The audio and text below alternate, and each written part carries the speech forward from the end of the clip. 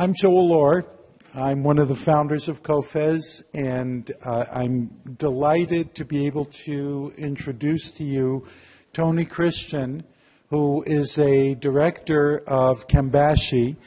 Scion Research has had a long relationship with Cambashi, which is based in the UK, and their subtitle is Industry Knowledge for Business Advantage. They are people who look very, very carefully at the numbers of what's going on in industry and have a wonderful way of presenting it. So although I haven't heard Tony speak before, I'm looking forward for a wonderful presentation. He's going to give us an international business update. Tony, let's welcome him.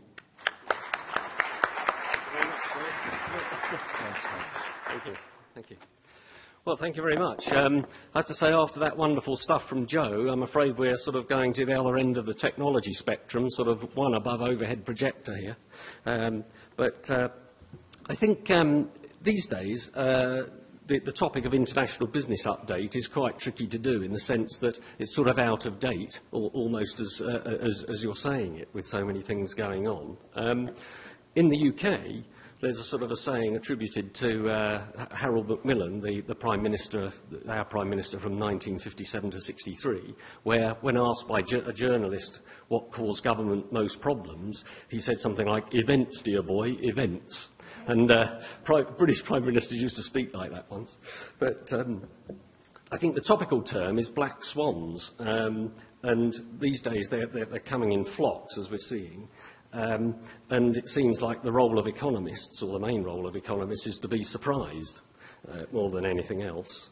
It may be that, you know, the prime ministers of the past dealing with world wars and Great Depressions and so on might regard today's situation as less serious, but it's certainly, you know, I think we've suffered a once-in-a-century sort of financial crisis, so the outlook is uncertain, to say the least. And in fact, I mean, given the level of uncertainty, as a sort of respected and reputable industry analysis firm, we at Cambashi are taking two main courses of action. First of all, we are expanding the breadth and the depth of the econometric research that goes into our models, and secondly, we're stockpiling food and weapons. So,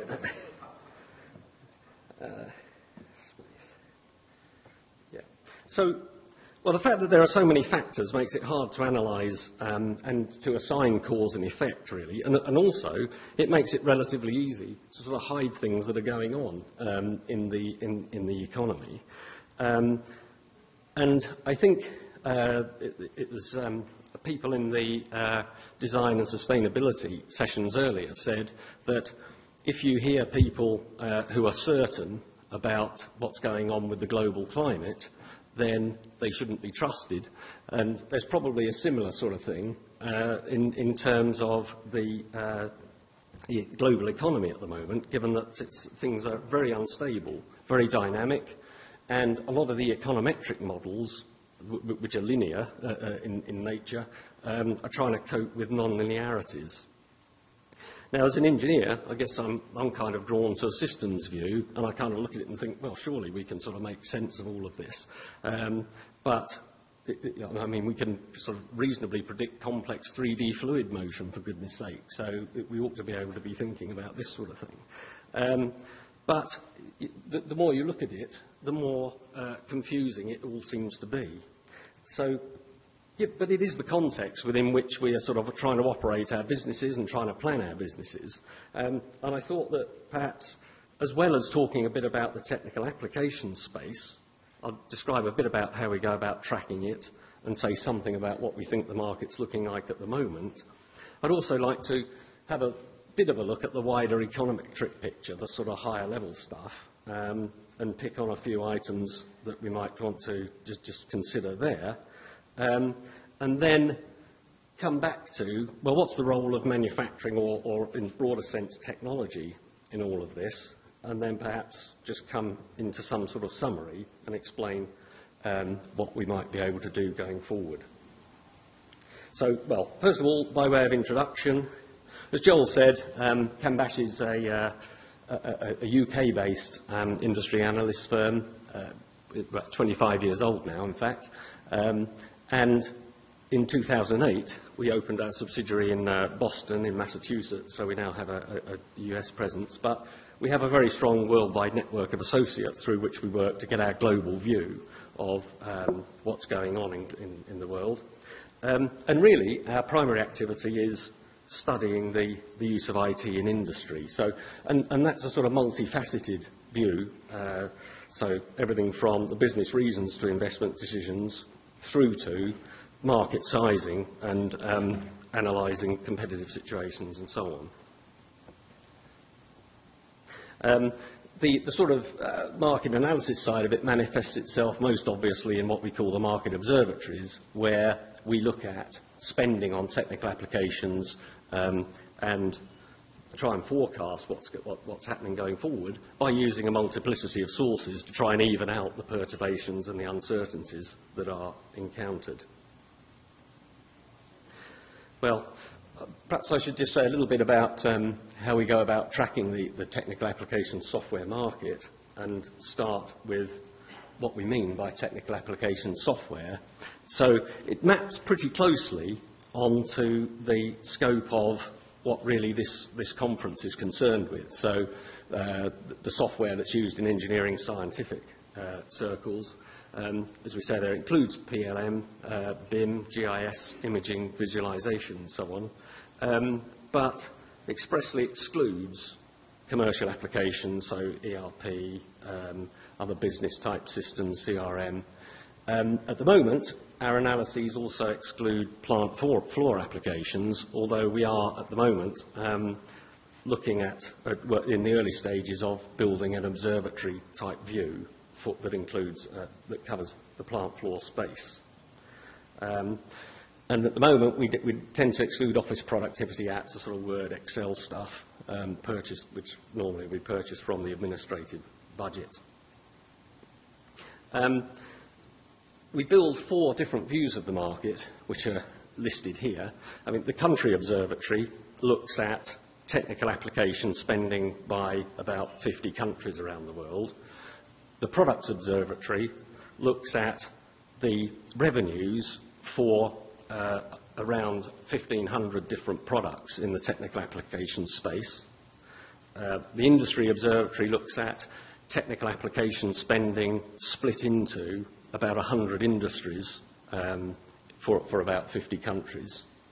And the Employment Observatory looks at roles mapped against industries, again, by country.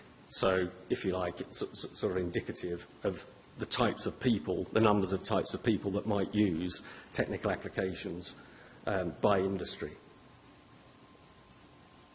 So, just to sort of explain a little bit about the process that we go through to build this stuff, taking the country observatory, there are a whole raft of inputs to that because, as I say, different econometric studies are going to give fairly different views, particularly now. So we look at as many sources as we can reasonably incorporate, together with information from primary research on investment statistics in the ICT market, and we have some algorithms that we've derived that split those investment statistics on ICT into technical applications type spend.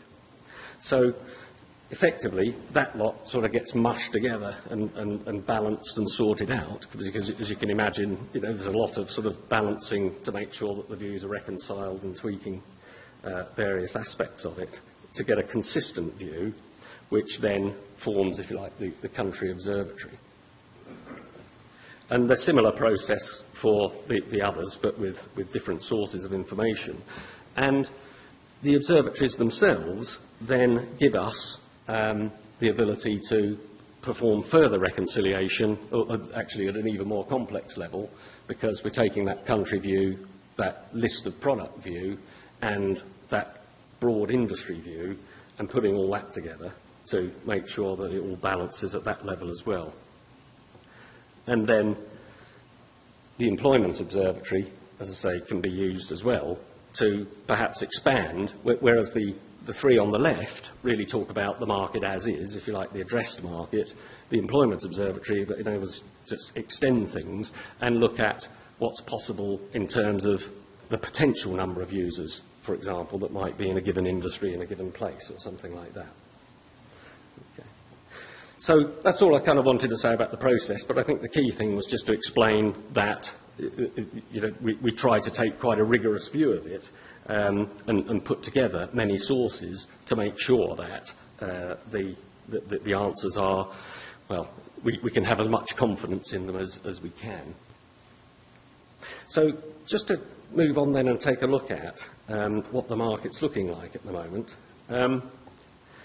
If we look at the technical application spending by industry worldwide, we've carved the 100 industry sectors into those 9 there, just to sort of try and bunch things up.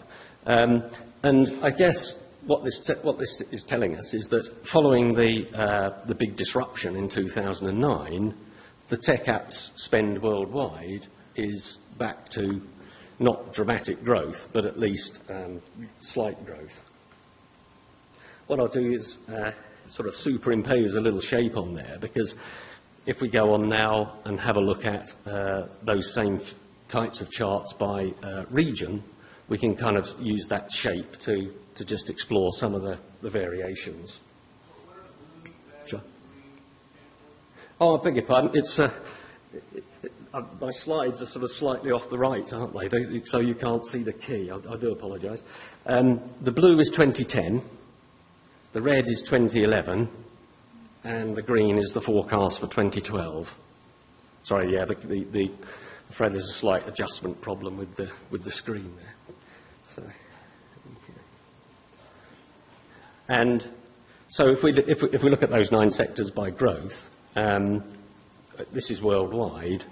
These are the sorts of growth figures that we're seeing. The highest growth in aerospace and defence actually is worldwide, and then perhaps not surprisingly, a slight decline in public sector, 2011 over 2010, and we'd also, of course, seen a decline from 2010 over 2009 as well. So,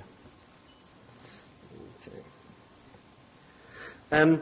Just to look at Americas, just worth having a quick look at this one, Brazil, because that does kind of show typically, in fact, the Brazil manufacturing line there does show typically the sort of shape that we've seen in tech app spending, where from the peak in 2008, there was quite a sharp decline in 2009. I've probably got some figures actually on the. So for the worldwide numbers, the market we calculate was $13.8 billion in 2007, rose to $14.6 billion in 2008, but then dropped to $13.2 billion in 2009, recovered to 13.3 in 2010, and up to 13.8 in 2011. So sort of on that same type of trend line as we're seeing for Brazil there. But then looking at Americas as a whole, with the same sets of industries, and again, blue 2010, red 2011, green 2012, just superimposing the trend line there. So in the Americas, as a proportion, things like machinery and high tech are a little bit. Oh, services includes actually the engineering, consulting, AEC, EPC, that kind of thing as well, which is why that's so large. Yeah.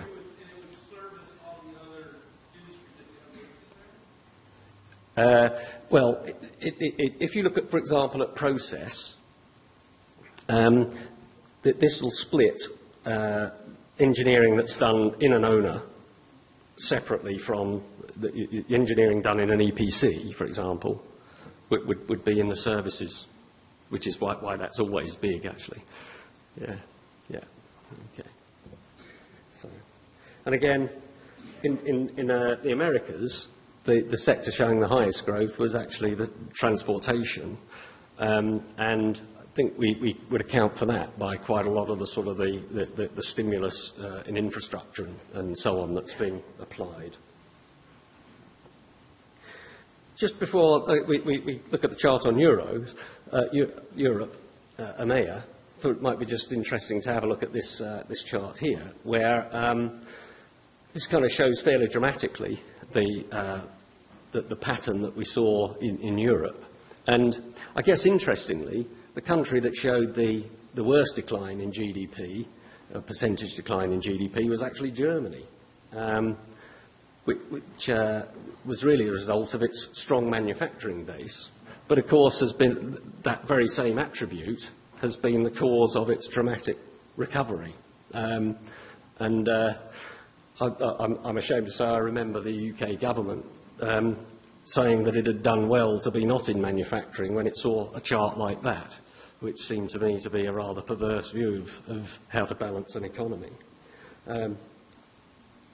But Germany suffered the same kind of pattern on tech apps spending in terms of the decline in 2009 and now the sort of steady recovery that we're seeing. So the UK sort of sector split looks something like this. So the UK's slightly better decline, as it were, if a decline's good, it is really attributable to the services piece, where our manufacturing and construction pieces in the UK did suffer very badly. So, in EMEA, the tech apps industry spending, again, same thing, 2010, 2011, 2012, pattern pretty similar, really, to the others. But with process utility in the high spending.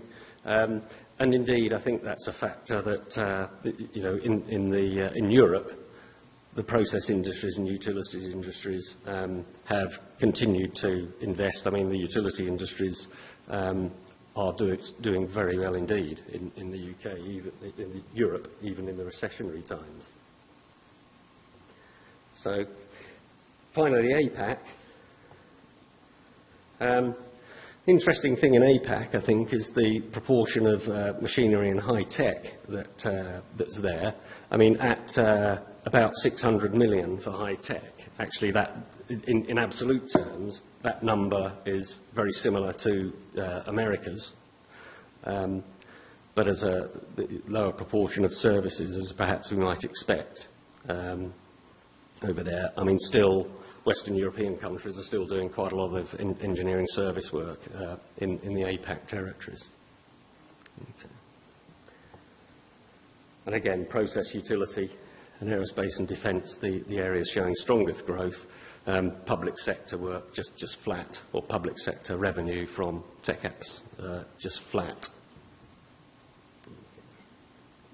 Okay, so that's a kind of just a snapshot of where we think spending's going over 2011 and 2012 for the technical applications market. As I say, in aggregate terms, we're really just seen a $13.3 billion year in 2010, expecting that to go to 13.8 in 2011 and 14.4 in 2012. But I think, as I was saying earlier, that there's quite a lot going on in the global economy that means that, you know, we need to take a fairly cautious view, possibly, of what we're going to be seeing further out. So what I thought I'd do now is have a bit of a look at that wider picture. We said it's the backdrop for what we're doing and the need to plan businesses and so on. But I guess this is probably where things do get a little bit hazier. I mean, the economic opinion ranges from we can manage our way through to generating a global recovery, through to sort of the end of the world is nigh. And I guess our view is that in the end, you know, ingenuity will win out, but we're going to have a bit of a tough time and need to be a little bit cautious. So, despite the fact that it's difficult to join up all the actions and events and their effects and so on, what I thought I would do was just pick on a few things that we think are likely to have a significant impact in the near term, really that is to the end of 2012, in line with the charts that we've just looked at, that sort of timescale. I mean, as an engineer myself, I really love sort of learning about the sort of technology developments that this industry is achieving, and fantastic stuff that Joe was talking about earlier. But working with my economist colleagues certainly does force us to put it all into that bigger context. And I think, as pointed out earlier, just when we were talking about our country observatory, the econometric inputs do provide, a significant sort of top-down input to rub against our bottom-up research and tracking of major providers. So we really do need to be conscious of what's going on with those inputs. So what I thought I would have a look at was, first of all, the financial system itself, something about what we might be seeing as a result of the stimulus measures that have been taken. I think it's probably necessary just to say a few things about China and what's going on there. And probably the fourth one we should look at is commodities. And I guess really, we really mean the price and availability of oil when we're talking about commodities. Well, starting with the financial system, the Cambashi lawyer, when he found out I was going to talk about this stuff, said, don't mention any organisations by name, don't mention any individuals by name, and use the word allegedly a lot. So we'll see, see how we go. So I think the thing that's fascinating for me, as I say, I can't really get away from the idea that there must be a systemic view of all of this, that if only we looked hard enough, we'd be able to tie it all together. And it feels a bit like those sort of 3D pictures that we used to get, where it was just a whole pattern of stuff, and if you looked at it long enough, suddenly a 3D pattern would emerge before your eyes. But this seems to be defying any attempt to do that. And I think in terms of the financial system, it's really about the failure of regulation and the resulting boom in securitisation of assets. And I'll just sort of see if we could get this chap just to explain a little bit about how we've seen that. I mean, in the old days, if you were going to get a mortgage, the bank would assess your creditworthiness, and you would have a loan agreement with the bank, they'd lend you the money, and they'd get a nice steady income from it. And of course, they'd presumably lend out a whole load of those. But, of course, managing all these individual mortgages is a bit messy, really. So what they've come up with is a way of doing it statistically. So if we bundle enough of these together, and typically we're talking hundreds, into what's called a security, then we can take the view that there's a 5% likelihood of failure, maybe, across all of those. And therefore, we've got a security with an alleged known risk against it. Then we can get the credit rating agencies to rate it for us. We'll get it rated as low risk. And then we can sell it to other banks and perhaps more significantly to things like pension funds, which is really where it starts to impact people. But then, essentially, where it all started to go a bit pear-shaped was when the quality of the mortgages being securitised became decidedly uncertain, shall we say. And the securities started to be sliced and diced into low risk, medium risk and high risk securities, which could be packaged together and sold on. The medium risk and the high risk ones being underpinned by insurance. So, and that's where insurers, where credit default swaps and speculative investments started to sort of come in. But then, because these insurance policies have an income called a premium and a risk, it was decided they could be sold as well. So you could package those up and sell those as well. And then once those banks have got those CDSs and those securities of varying risks, they would put those together, chop them up in different ways, and then sell those to another bank. And indeed, it turns out that some of these have a chain 8 or 10 transactions long. And whatever happened at the beginning, nobody knows anymore. So here's where the problem. And then our bank decides that it could buy some securities off these other guys as well. So we separate a buy and sell side activity to create our own asset pool. And it's even possible that in the stuff we're buying, there is some content that we've already sold on as being very high risk. So I think this is where the regulation of the industry just fell down. And I mean, this is hundreds, millions of securities across thousands of banks. And of course, now we can use that so-called asset to go and lend more mortgages and start the thing all over again. So this is kind of where the whole thing has built up. And I think it's widely accepted now that the amount of stuff sloshing about in this system is approximately equal to 1 times GDP, world GDP. So it's lots and lots of money. Okay. So where are we now? Well,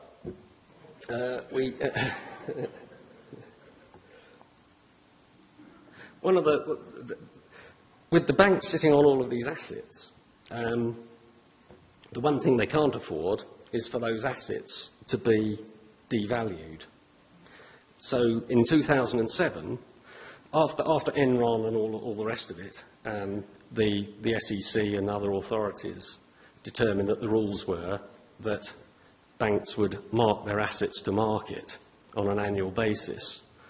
But in 2007, realising that this might be a problem, the banks managed to get that suspended, and now the prevailing model, technique is mark to model, which is essentially the banks say these assets are whatever they say they're worth. So the stress test, the much publicised stress tests, basically ask the banks what their assets are worth and then put that number in and say, yeah, everything's fine. And as we've said, because of the slicing and dicing and long chains, actually locating them is pretty tricky, let alone valuing them. And we're also, what's the word, slow in achieving any kind of banking reform.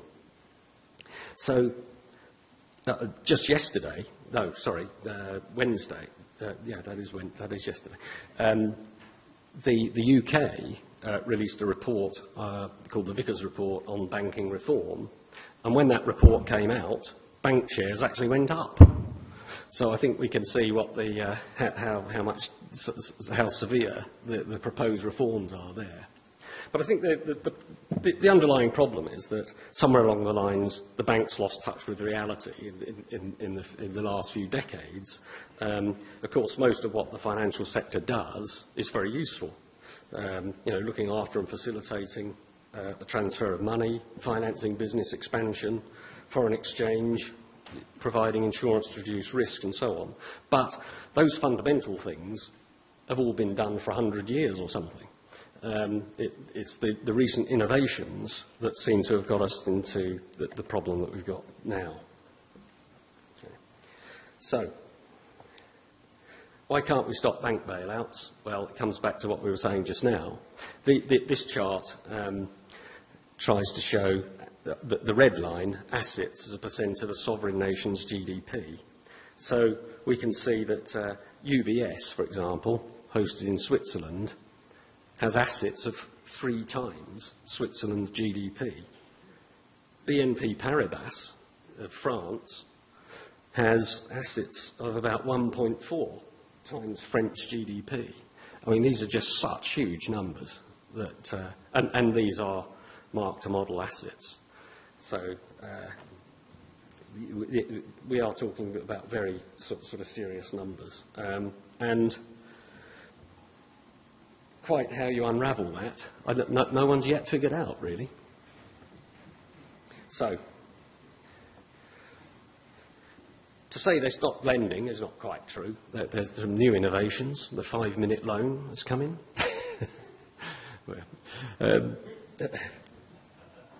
I just like the way the guy in the chair is so pleased with it.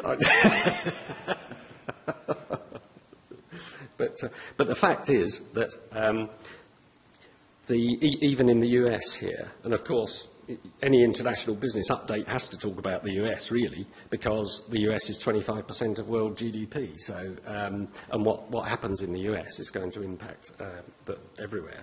But the bailouts of the banks here were signed off on the basis of guarantees of reform and starting of lending, and that just hasn't happened.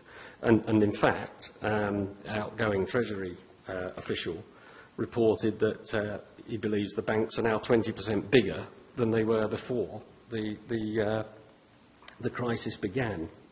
So a bit of a problem to unravel. So in terms of next thing, they're the stimulus measures. I've called it unintended consequences, although I think the truth is we don't quite know what the consequences are going to be. But the fact is that there's been substantial injections of cash by governments into the financial system, so-called quantitative easing. And stimulus has many forms. We call it QE, Troubled Asset Relief Programme, TARP. But there's also many targeted forms. I mean, we had a thing called the Motor Vehicle Scrappage Scheme in the UK. Of course, in the US you have a much better flair for coming up with catchy names, so you called it Cash for Clunkers. And, if we had the Super Bowl in the UK, it would probably be called the Quite Good Bowl.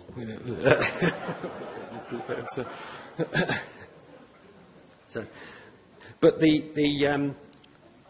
the fact is that no one really knows what the real impact of QE is going to be. Although we do have a little bit of a lab test going on, because in the US, the inclination is to continue with QE. In the UK, we're trying to take a sort of austerity view, but,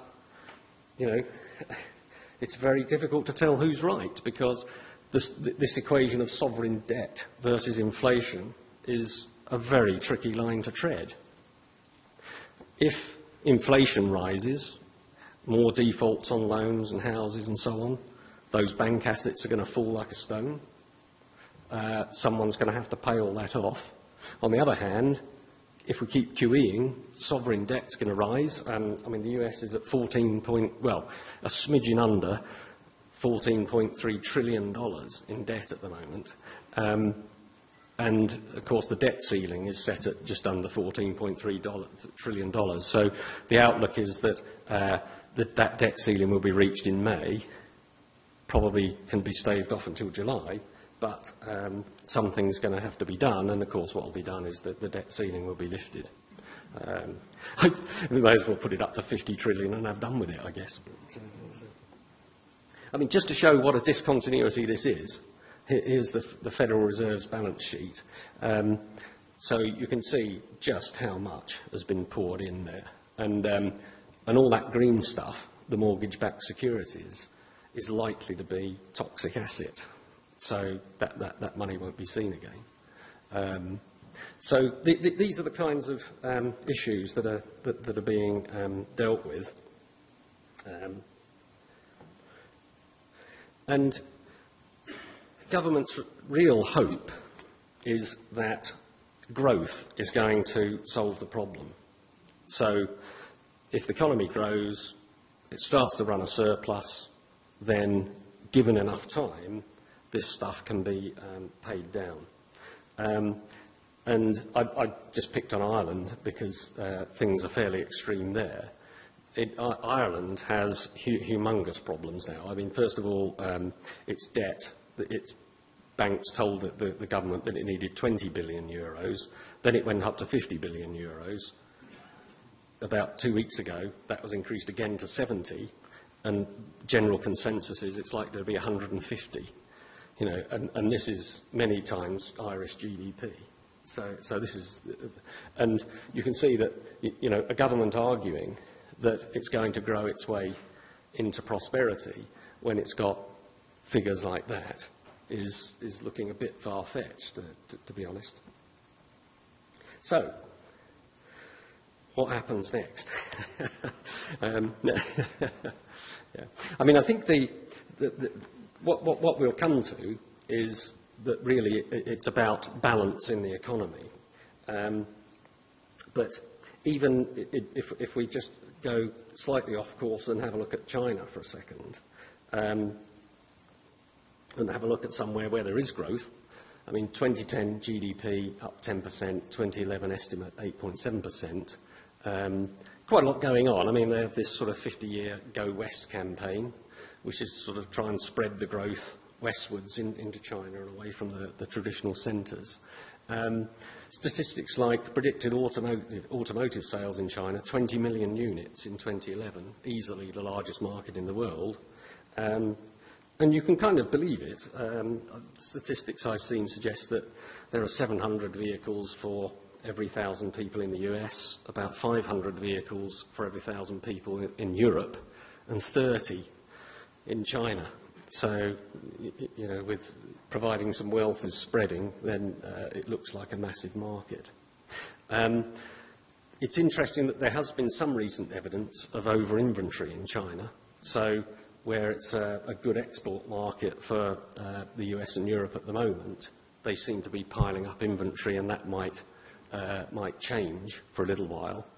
But they just had their record month of exports at about 155 billion and imports of about 151. So growing very nicely and still running a surplus. Seems fairly healthy. But inflation a big threat, and the Chinese government, of course, has raised interest rates recently to try and get this under control. Their biggest problem at the moment seems to be that they've got a large property bubble, which they've curbed by stopping Chinese banks lending to property developers and property speculators. But guess what? Those property speculators and developers are getting loans elsewhere. Step forward, Western bankers. So it's. I mean, I read that they've borrowed from Western banks already this year 5 times more than they borrowed in the entire year last year. So it's quite an interesting situation. Yeah. And I thought this was quite an interesting chart, because it kind of shows the way that that China's economy is evolving a little bit. And I think this is a little bit of a salutary lesson for the post-industrialists who say that Western economies don't need industry, but we can thrive on services and export our services. Well, China's service industry is actually growing quite substantially itself. So you can see there that what it calls tertiary industry is now at 33%, or in 2008 at 33% of GDP. So it's getting quite an interestingly balanced economy there, and indeed is starting to be a very substantial exporter of services. So in 2009, service exports were 287 billion, and in half one 2010, 166 billion, so an annualised rate of about 320. Sure. Sorry, I beg your pardon. The green is primary industry, so that's agriculture, raw materials, mining, that kind of stuff. The black is secondary industry, manufacturing essentially. And then the grey, sorry, it's those things along the top there. Sorry, tertiary, so service industries. But I think that also suggests that China's going to be quite a competitor in service industries as well, if we're not very careful. Finally, just a quick look at commodities, and as I say, really, I think we're mainly talking about oil. Sorry, my cartoon doesn't work there. He's saying, look what someone gave me in exchange for our house. But again, the economic experts, are all over the place on this. And in fact, the oil companies, I saw a report from Shell last week with an outlook to 2050, and they're coming down sort of whack in the middle, really, as we'd probably expect. But I think, again, here, that there are things going on, several things going on. Supply and demand, demand is going up and up and up, and supply is a little bit impacted by, not only by what's available and easily got at, as we know, new oil tends to be harder to get at, but also the sort of political perturbations that we're seeing in the Middle East and North Africa and so on. And also, again here, the financial services industry doesn't seem to be doing the oil price any favours, in the sense that the speculation that goes on serves to amplify the price movements that we see. And the third one is an analysis of what's called energy return on investment, where that's just the ratio of what it costs to get a barrel of oil versus the energy delivered by that barrel of oil, if you like, just a straight ratio. At the moment, it's claimed to be about 30 to 1, but it's falling because of the points above. And it's also the case that the EROI on renewables is substantially lower right now. So essentially, a move to renewables is, on that basis, makes life more expensive for us. So, really, although that may be a rather harsh stab at the financial services industry, I think what it brings us back to is that manufacturing is vital. And Western governments and central banks must, first of all, adopt a realistic view of the pace of recovery and put in place some measures that are going to work to that, rather than just sort of keep throwing money at the problem and hoping that things are going to sort themselves out. But they must also have a look at the balance of the economy, the nature of GDP. It's no good just to say GDP will go up, we don't care what's in it, because if GDP includes things like public expenditure, for example, and that's essentially like a company taking out a loan to buy its own products and then claiming that sales have increased. So it's... and also, consumer-driven. We hear a lot about consumer-driven GDP growth. Well, there's a bit of a chicken and egg in that phrase, I think, because, really, consumption is a product of a strong economy, not a cause of it, I would suggest. And just to show you a bit how out of touch our government is in the UK, here's our GDP chart. Well, they're actually pretty good up to there. I mean, the orange fuzzy bit sort of reflects sort of adjustments in Office of National Statistics data and stuff. But then, of course, out in the future, you tend to get a range. But that's looking pretty optimistic. I mean, just these figures were issued in February, and GDP now has done that. So it's it's not looking like a terribly good forecast just at the moment. And then we need to worry, I think, a bit about the idea of that recovery can be jobless. The demographic problems. I mean, we know we're ageing, but we used to have a sort of old out, young in, but now it's old still there. What do the young do then? We talked about dangers that are lurking in the financial system. This era of financialisation has left us with all this too big to fail, systemically important financial institution problem, and it's getting worse because the banks are getting bigger. And we have a potential issue to deal with of convergence, in the sense that but by globalising our industries, aren't we naturally converging everything anyway? So I think last year my colleague Peter Thorne talked about these sorts of challenges for manufacturers, and of course they're still there, but within it is wrapped this whole economic context. And, you know, if it's possible that we're moving to a situation where the BRIC countries move into a dominant position, but the Western countries should be looking at how to develop a long-term sustainable manufacturing capabilities, and of course, by extension, how to exploit engineering software.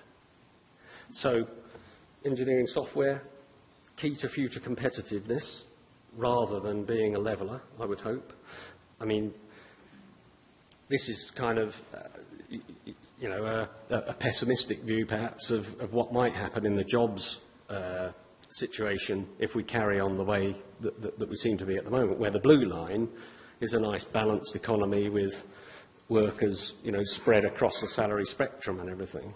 But if we go for a drive for just doing clever stuff and outsourcing everything else, I would suggest that we're probably going to head towards the orange line, which, I mean, you could well see increase at the high end, as I've tried to indicate there, but a big problem in the middle. And it seems to me that we can elevate the engineering software debate to help manufacturers achieve a more beneficial balance. I mean, in the sustainability sessions earlier today, we were talking about social impact and national economic impact and so on, and this seems to me to be quite the same. So what we've done at Cambashi is initiated a project where we're looking at if the arrows at the bottom kind of represent the sort of product life cycle, all the way from design on the left across to product retirement or replacement way over on the right, and all the things in between, then all of the activities, of course this is a very simplified version, but all of the activities, you know, it's a strategic choice about where we want to put the graphic equaliser on what we do and what we outsource. And we are trying to have a look at how you can attach capabilities driven by engineering software to that larger sort of up the stack, if you like, to the larger picture of economic benefit, and have that kind of strategic conversation with manufacturers. And in fact, I'd be very interested, you know, over the coming year to have that kind of discussion with people if it was of interest. But so, in the near term, the tech apps market is fine, but, and I'll stick my neck out here because I've sort of ranted on about it fairly strongly, a further financial system crises are inevitable, I would say. Western governments must address the balance of the economy problem. It's got to be about manufacturing, and that's about, in part, the way in which engineering software is exploited, and hence our, you know, as I say, you know, we're trying to take a look at this whole economic stack from, you know, point benefits delivered to the customer by software, but all the way back up to what that means for the host economy and stuff. So, okay. So, thank you very much for your attention. A bit of a wide-ranging trot.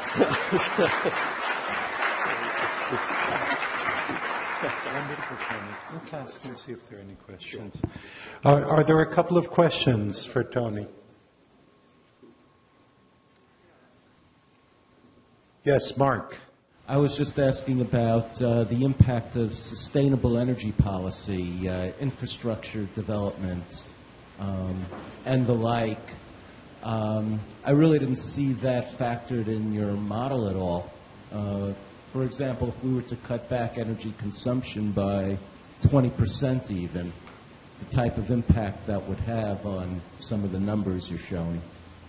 The numbers are sort of based on a pretty flat energy consumption profile at the moment. But I think this energy return on investment issue is quite an important one, because it seems that renewables and sustainable energy actually makes that equation slightly worse rather than better in the short term.